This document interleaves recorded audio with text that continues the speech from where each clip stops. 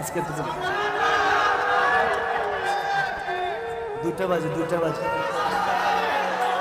বৃষ্টি হচ্ছে তো বাবা, বৃষ্টি।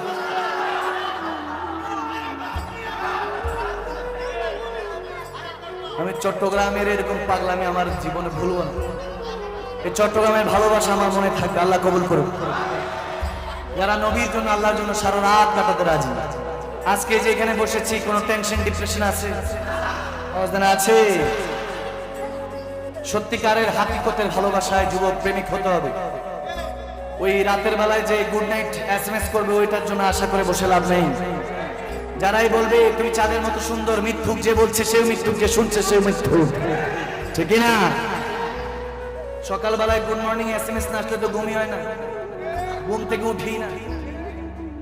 এসএমএস যখন আসে তখন গিয়ে ঘুম থেকে উঠে যুবক বলে